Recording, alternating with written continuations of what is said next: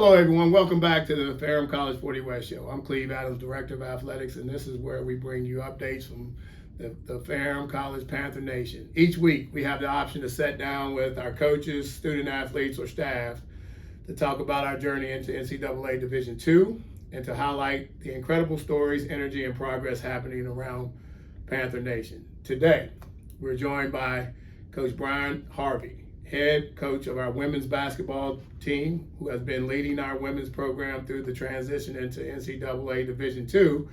And not only that, you've been here how many years? I think this is year 21. Goodness gracious, 21 years. Coach, welcome to the show. Thanks for being here. Thanks for having me. Good deal. 21 years. That's interesting. How many years did you spend at the high school level? I was at Glenver High School, where I went to high school for 9 years. Started as an assistant coach when I was in college, my freshman year of college, and coached through college, and then became the head women's coach at Glenver my first year out of college. Did it for 9 years before I came here, and been here for 21. Been coaching ball half your life. You know.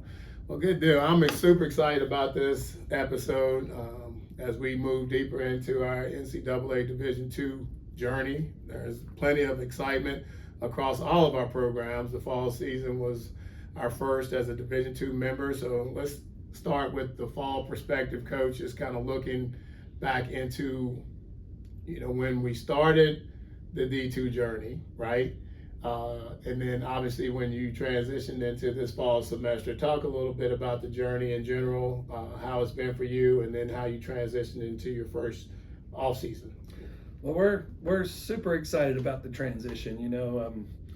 Like I said, I've been here for 21 years, and just the journey we've made, from USA South to the ODAC to now Division II. I think it's just been a constant journey of trying to find, what's best for Ferrum, and I think we made a good decision. I think, wasn't an easy decision, I'm sure, but it was I think a good decision, and I think it puts us in a place to give ourselves a chance to be successful moving forward. And there are some challenges to it, trying to figure out exactly what a roster should look like, trying to figure out not only talent, for a roster, but what's roster size needs to be. That's right. Those things are things that we're still, navigating through. And I think we have a much better perspective now, and, than we did a year ago. I think the vision is much clearer right now, and I agree 100%.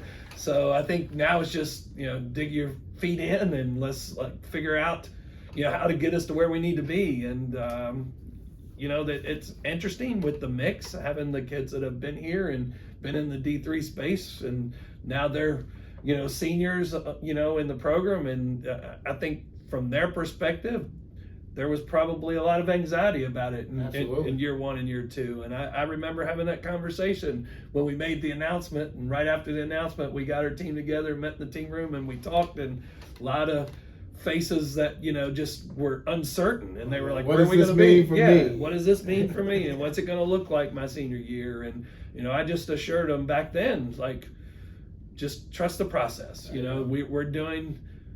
We're doing what we think is best for the institution, but me as a coach, I'm loyal, and I'm going to take care of you guys, and I'm going to be good to you guys, and your job is to work hard and be the best version of yourself that you can be. And if you trust that process and you continue with that process, everything's going to be fine. And I think it was a leap of faith on their part, but they have done that. And my seniors now, when our program was down, and we've had some down years, and I've got to own that. But when we were down, my seniors now, they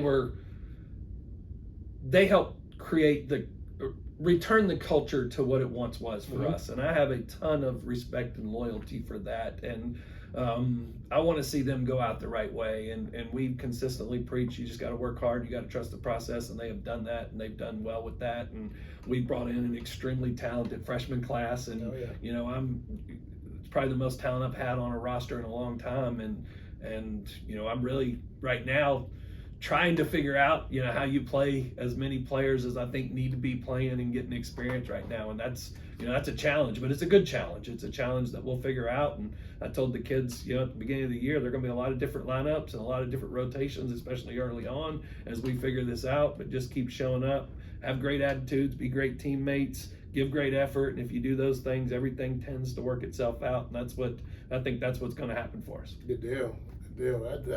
That's exciting. I know you have a lot of interesting talent running around there, and you have some returners that I can really appreciate what you talked about, just sticking with you through some tough times. Let's talk about the fall non-championship segment. That portion of preparation that you guys were going through at that particular time. It was new for us. All right. We've always had an off season, but the D2 off season was a little bit different. What are some of the biggest points of emphasis that you can share with the listening audience about what a D2 non-traditional season looks like? Well, in D3, our non-traditional season was very similar to what you get in a high school, situation in terms of they could be there in open gym, but there was no instruction. A lot of instruction, right? Yes, a lot of instruction right now. But, before it was more weight room, more conditioning, and then just open gym on their own. Now we're getting 8 hours a week, 4 with basketball in hand and team activities. And then the other 4 are, strength and conditioning. So we've really taken advantage of that in terms of working with Coach Witcher in the weight room and getting bigger, faster, stronger. I think that's a key component to the move to Division II. And just being able to hold them a little bit more accountable to where they come back in shape, when they get back in the fall. It's a little bit easier to do that now. And then the basketball piece of it, just being able to put in some X's and O's, put in a little bit of your offense, a little bit of your defense, and kind of the basics, and have that ready for the, when we got to 20 hours a week. But the 8 hours a week was, awesome for us. I always felt like that was kind of a tough sticking point for me at being a winter sport, because you get, especially freshmen, you get them here for the first time on campus, and that's the hardest time for them. Their first time away from home, and then you don't have as the access to them that you want. And now we have that access. Makes a difference. It makes a huge difference. Absolutely. What are some of the early surprises that you've seen within your team? I just think the depth that we have, in the past,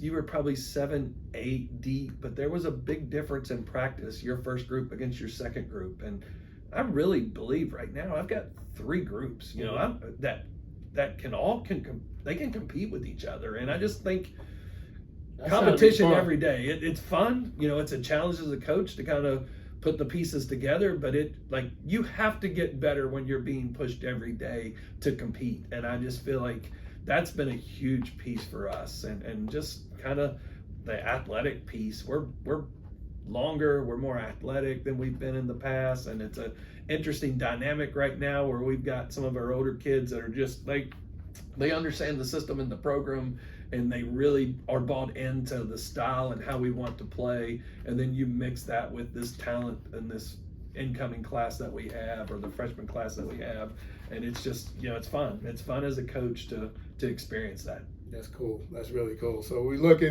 I think we're 2 weeks into the regular season, roughly. Now that you're officially underway. I didn't catch you before we tipped off for the first time. I wanted to, but I was trying to work my system. Give us a sense of what you experienced. You talked a little bit about it, but in the first couple weeks of the season, what have we played? A couple games? We played 3. 3. We're 1-2. Yeah. Lost the first game. We led for 36 minutes, and kind of the last 4 minutes let it get away from us, and lost a close game at USC Beaufort, and then followed it up the next night and beat Georgia Southwestern in kind of the opposite scenario. We were down most of the game, but because of our depth, I thought we wore them down a little bit, and we were able to pull away at the very end and won a close game. And then we went to Virginia Union minus a couple starters and really competed at Virginia Union. We got off to a rough start, but with 2 minutes ago, it was a 2-possession game. So I think that's the thing that I've noticed so far is, there was, I felt like we had a talented roster, but until you play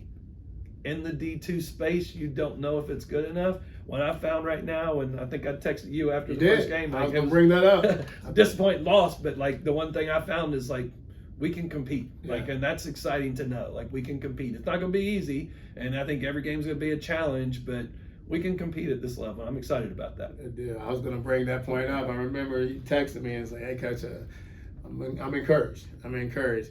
What is your challenge to your team right now? What do we need to sharpen up on as we get into week 3? I guess it is right now.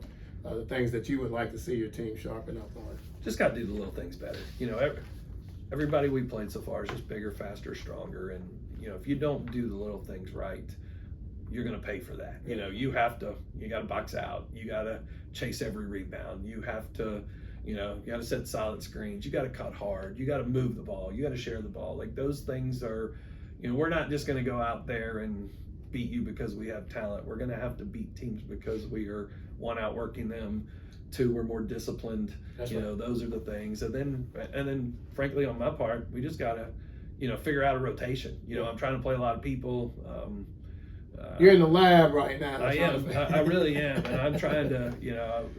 I think right now we're going 12 deep, which is I don't know that I've ever been able to do that as a coach in my 30 years, and I'm trying to find. You want your best players on there to get the minutes that they need to be successful, but you also have to sprinkle in and find ways to get those other kids some experience and some reps, and we're trying to figure that out. And it's going to take me a while, to be honest, but I think at the end of the day, over the long haul, I think it's going to pay off. Like if we're patient and our kids can buy into it, you play a 28 game season, if you can play 12 kids night in and night out, and you can keep legs fresh, and you can kind of prevent some injuries because of overusage, I think at the end of the day, it's going to help us at the end of the year. Absolutely. I was going to say the same thing. I mean, just looking past your nose. Yes. Just figuring out how to sustain the intensity without wearing them down.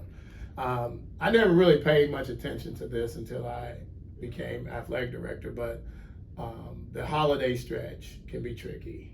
The break that you guys have is not a super long break, but it's a break with Thanksgiving and Christmas and going into New Year's with different routine. Your routine changes drastically with your ladies, and there's a lot of distractions going home, coming back. Camp is not just you guys on camp. It's not the meal schedule. There's just so many things that are different during the holiday stretch. Talk about that and your strategy and that, and how you want to handle that with your ladies going into this winter break. It's a challenge. It really is. But it's all perspective too. Like I think when we went to COVID, a lot of people went to the get out right before Thanksgiving, and then you have this big break. And I think during the COVID, it was more about that was going to be a time where a lot of the COVID was going to be going around, so you wanted to protect yourself from that. But I think, from a standpoint from the college, it worked. So I think we kind of stuck with that schedule. But there is some challenges because, for basketball in particular, you play a couple games and then you got Thanksgiving break. Mm-hmm. And then you go home for a couple of days and then you come back and then you play some games and then you got Christmas break. So you kind of get going and then you put the brakes on for a second. And then so there's some challenges with that. And then there's some challenges in terms of, I think we have the best home court atmosphere of any school around, whether we've been in the USA South, the ODAC, and now we're in Division II. Just our atmosphere, our game day atmosphere is fun. Our students support each other, and we have a great game day experience. But over break, but over break, you've got about a little over a month where you're playing games and you don't have students here. So we talked about it in film yesterday. You got to bring your own energy. We have good parents and good support from the community, but we're not going to have those students. We have to bring our own energy. So that part's a little bit of a challenge. But the good part is they're not in classes. That's right. So there's a little bit more time that we can focus on, they can get in and get extra shots up. We can spend a little bit more time, in the weight room. We can spend a little bit more time, with practice. So I think for us, it's just trying to manage, not overdoing it, I think sometimes you can outwork yourself and not be smart about it, but hey, if we can come in and go an hour and 15 minutes and go hard, but now you got an extra 30 or 45 minutes where you can watch film that we didn't have before. Or we have an extra 30 or 45 minutes where we can go get, a stretch in or a good lift in. I think those pieces where you can just kind of focus on basketball, I think is good for us, and it helps us that other schools maybe don't have that. So I think it's all perspective and how you look at it. And I think the hard part is, because we're the only ones on campus, they're with each other 24/7, and you got to manage that where you want to spend time together, but you also need a little break from each other. That's right. Too.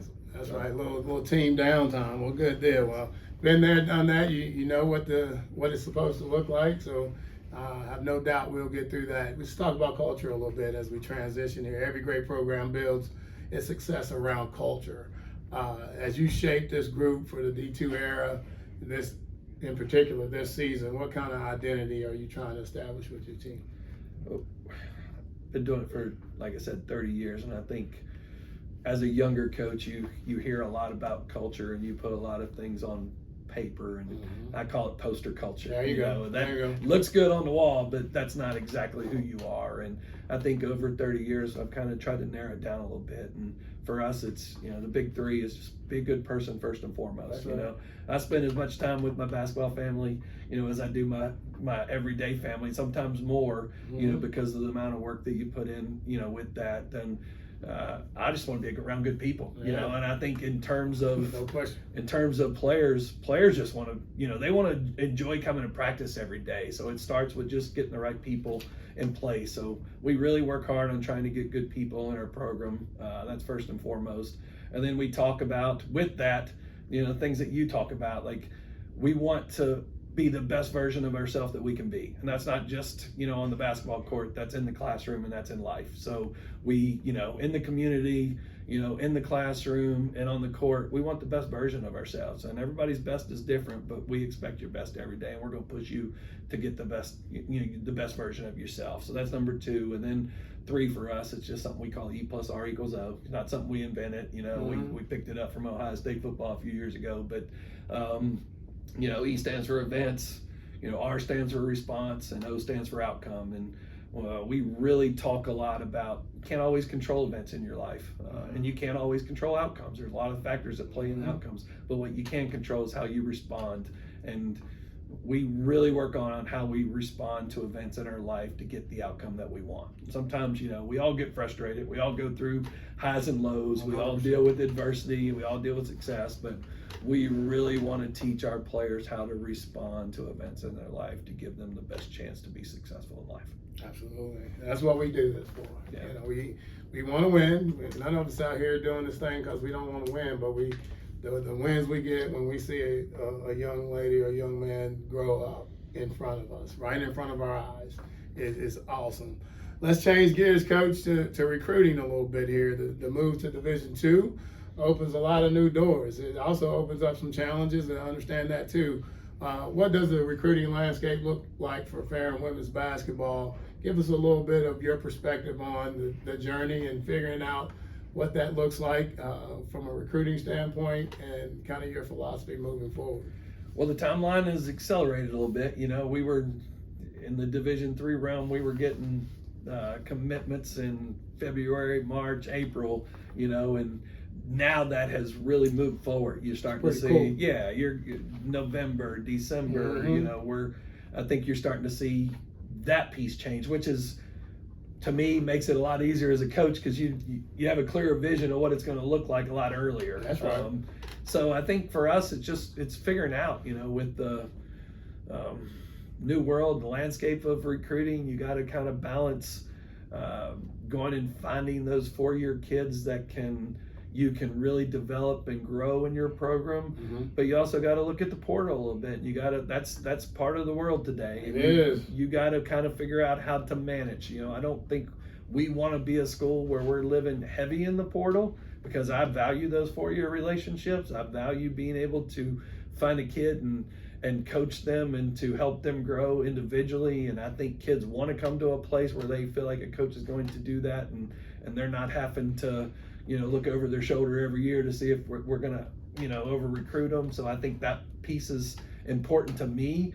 But they're also, you're going to add one or two out of the portal, I think, every year that can come in, and if they fit your culture and they fit your system, That's the key. that can help you be successful. And and that's kind of the we're figuring that out. That's new for us, but we're figuring that out, and we're gonna kind of dip our toe in the water there and figure out what works best for us and what works best for our program. Yeah, and I think this year for all of the coaches on staff, we have a much better understanding about what it looks like for us. This time last year, we were still figuring it out. We were still testing the waters in terms of how we were going to work our budget, what that needed to look like. I know all of you guys are so much more confident in what that looks like this year than it was last year, for sure.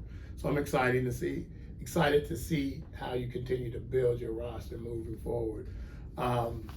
The last piece I have here is alumni engagement. That's something that's near and dear to my heart, and I know it is to you as well. But the traditional homecoming tailgate that you throw for your ladies, it's always cool. That we're gonna have a pocket of women's basketball alums back on homecoming weekend. Let's talk a little bit about engagement and support.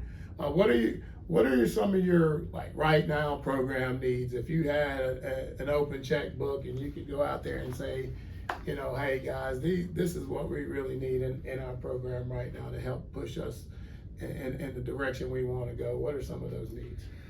Well, I think first and foremost, just looking in the gym, I love our game day atmosphere. I think that's awesome, but there's some things that we can do in sports facility that would really, I think, help the program. Our roster size is getting bigger. We're all trying to do, I think, some developmental rosters, right. And I think, we got a locker room right now that probably fits 18, and we're looking at probably going to 30, by hopefully next year. And I think just being able to upgrade our locker room facility to be able to make that work for both, our varsity and developmental teams. I think that's probably priority number one for us. And then, just some upgrades. We'd love to be able to go in the lobby of sports and be able to do some stuff with the coaching offices and the restrooms in the facility and things like that. Visiting locker rooms. I think all those things would probably be the biggest and probably most expensive upgrade. But then just in general, you're looking at scholarship dollars now.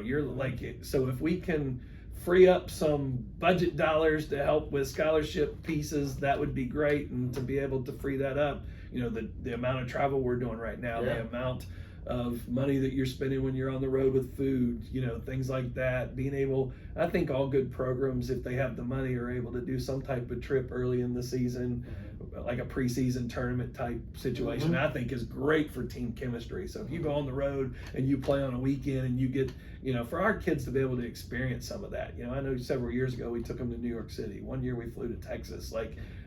That cost, but the experience that our kids had there and the chemistry that they built during that time, they'll remember it forever. And some of our kids will never get that experience unless we can provide it for them. Right. So I think being able to do things like that would be, super important. And then just technology wise, just being able to do game breakdown. I think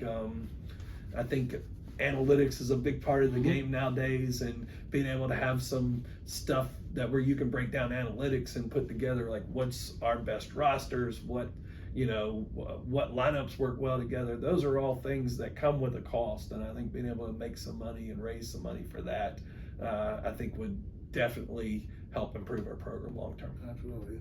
So how can some of our former Panthers get a bit more involved with your team? Well, I'd love for them to join, go follow us on our social media platforms, our Instagram page, our Twitter page, or our X page. I think those would be a start, because we try to put as much information out there as possible to keep them engaged. We're going to have an alumni game day on, I think it's January the 17th, which will be for the guys and the girls. We're going to do a lunch that day before the game. We're going to have some refreshments for the alumni, and I think being able to get them back for that. I've always taken pride. My favorite 2 days of the year, senior day and alumni day. I think like senior day, when you go through the process of constantly telling them over 4 years it's not good enough, you can work harder, we can get more out of you. And then on senior day, you can tell them how much they mean to you and how much you respect them and the work and the effort that they put into it. And then alumni day, just seeing our alumni come back, you know, and we have great alumni base. And we really, our kids go through, everybody has a different situation. You know, some are superstars, some are role players, some don't play much at all, and but everybody has an important role on the team. But when you have alumni that have all been through those things, it's easy. Journey. It is easy to make a phone call and say, hey, I did that. I was telling you about it earlier today, but we called an alumni that was going through, we had a player going through a situation, and we had an alumni that had a very similar situation with her experience here, and we just called the alumni and said, hey, would you mind reaching out and just kind of sharing your experience? Because having that engagement and helping younger players that maybe don't see the big picture right away, but to have someone that's been through it and 10 years later or 15 years later can tell you about their experience and what it meant to them, it is huge. So important. So that's absolutely paramount to the success of our program, being able to have our alumni involved and still part of the program. Well, we're looking forward to seeing our women alums back on January 17th, and even in and around and before that. We're trying to, from an alumni office standpoint, an athletic office, create game day atmospheres where we're hosting in the trophy lounge, in the players lounge. It's not the trophy room anymore, but the players lounge. We're hosting 4 different events outside of the January 17th event, where we're setting up the what we're calling the suite. You know what I mean? The Panther Club suite is just trying to bring that game day environment to Swartz Gym the same way we do in Adams Stadium. We'll do the same thing in baseball, but we're committed to this, and we're committed to our alumni family, and I know you are as well. Well, that wraps up another episode of the Ferrum College 40 West Show, Coach. A big thank you, guys, to Coach Bryan Harvey for joining us today and continuing to lead our program. We're super excited about the new era of Ferrum women's basketball in the D2 space. As always, I'm going to invite our alumni family to accept the 40 West Challenge, a simple but powerful commitment. When we have 500 or more alumni family and friends contribute $40 a month, Ferrum College Athletics will raise over $240,000 each year to enhance the student-athlete experience. I'm leading the charge, guys. I committed to this a year ago. I am actually donating $75 a month, and I'm distributing it to every program. I have a pattern through the alumni office. They know what programs to give each month, and that's my way of leading the charge of the 40 West Challenge. Your continued support strengthens our facility, resources, and opportunities, helping every Panther live out the foundation of 3 wins: win in life, win in the classroom, and win on the field. Continue to follow us on social media at ferrumpanthers.com for updates and schedules and stories across Panther Nation. Thank you. Thank you, Coach. I really appreciate all the hard work you're putting in. It doesn't go unnoticed. So working hard with our alumni, working hard across campus to make this the best possible experience that we can have and that our student athletes can have. And I really appreciate that. And I appreciate you too, Coach. All right. Thank you.